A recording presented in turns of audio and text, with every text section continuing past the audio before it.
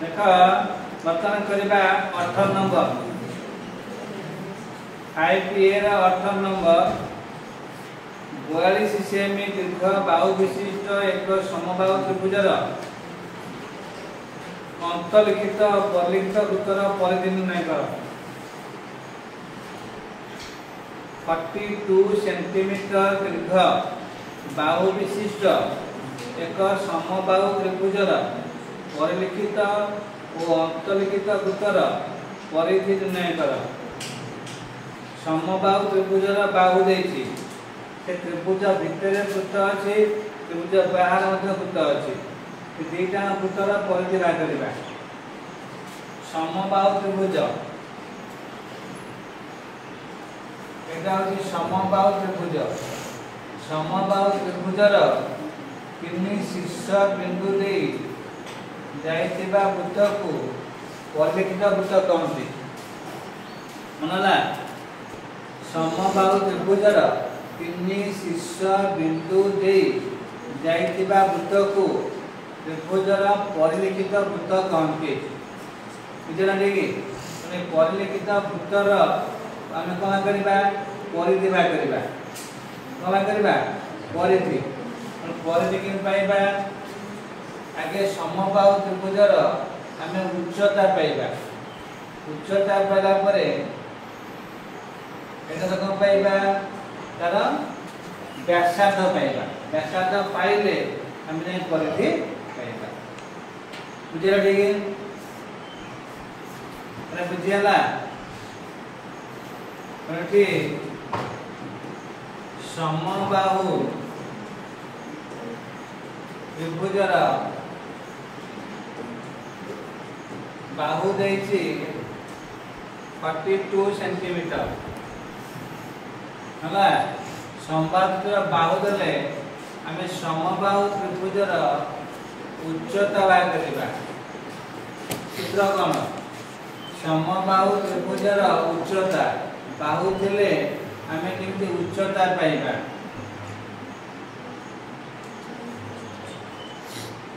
समबाहु त्रिभुजर उच्चता सूत्र अच्छा एमती √2 into बाहु दैर्घ्य हला। √3/2 into बाहु दैर्घ्य केते दैर्घ्य समबाहु त्रिभुजर उच्चता सूत्र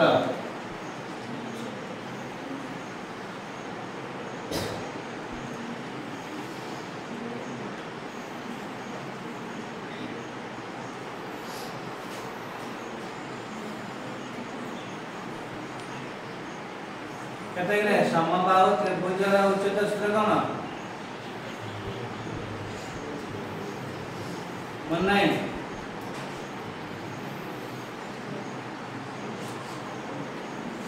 √3/2 into होची बाहु हला। √3/2 into बाहु हला।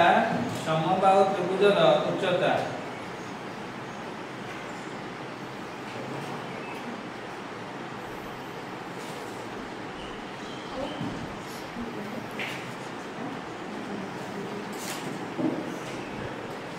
√3/2 into बाहु दला 42 आगे दूरे काट के केते हला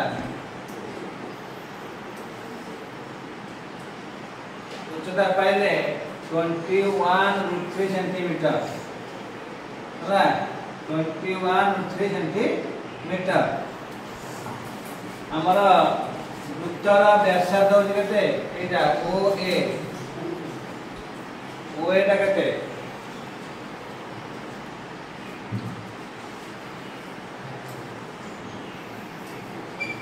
OA होची 2/3 AD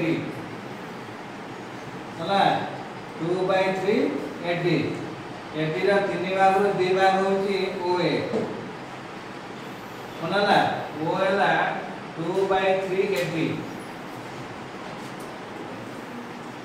2/3 AD ला 21√3 ला 3 सप्ताह 21 सेमी कतला 14√3 सेंटीमीटर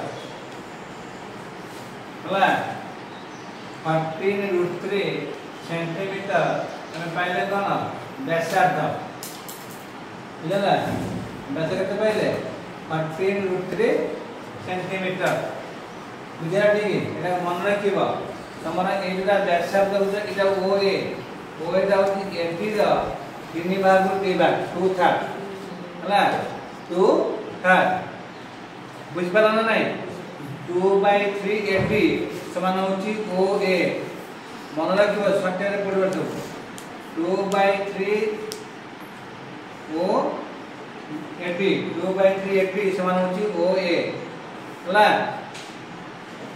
पचारि जे वृत्तर परिधि केते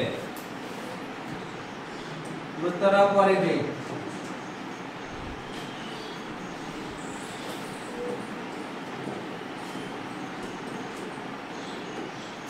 केतेला 2 पाई r हला वृत्तर परिधि ला 2 पाई r एटी पाई र मूल्य देती 22/7 2 into 22/7 r वाला 14√3 7 गुना 14 गुने 4 इतना 88√3 सेंटीमीटर एडा होती परिलिखित वृत्तर परिधि कार वाला ना परिलिखित वृत्तर परिधि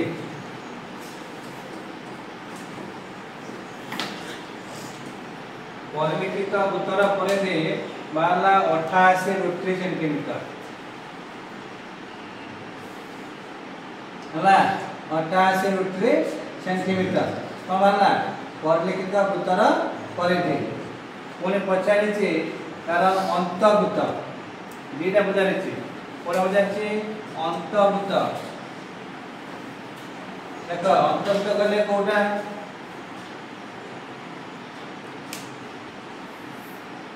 समबाहु त्रिभुजर 3 बाहु को स्पर्श करथिबा वृत्त समबाहु त्रिभुजर 3 बाहु को स्पर्श करथिबा वृत्त को समबाहु त्रिभुजर अंतवृत्त कहते मनला समबाहु त्रिभुजर 3 बाहु को स्पर्श करथिबा वृत्त को समबाहु त्रिभुजर अंतवृत्त कहते हला तो से वृत्तर परिधि के नाडी देखो परिधि होती है जो वृत्त लागिला आला व्यासार्ध के अब ओडी हला ओडी अब व्यासार्ध मनला ओडी अब व्यासार्ध बुझेला ओडी हमारा अब व्यासार्ध मन रख ए जो 3 ओडी हमारा होची 80 3 ओडी समान होची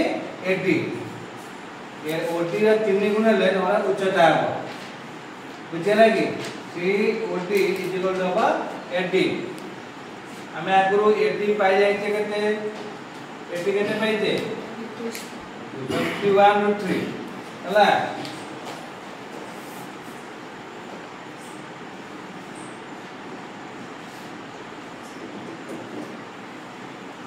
3 OD is equal to 80. So OD is equal to 80/3. मनला हमारा OD is equal to 80/3. OD 80 कितना 21√3/3. 21√3/3.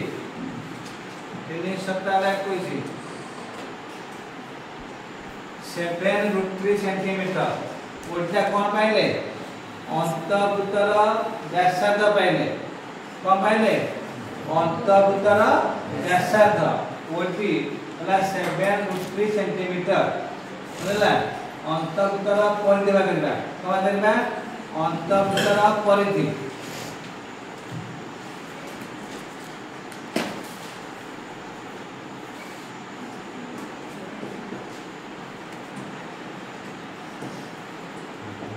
अंतवृत्तर परिधि हला अंतर्वृत्तर परिधि केते हला 2 पाई ओटी आर देले ना ओटी 2 into पाई हला 22/7 ओटी हला 7√3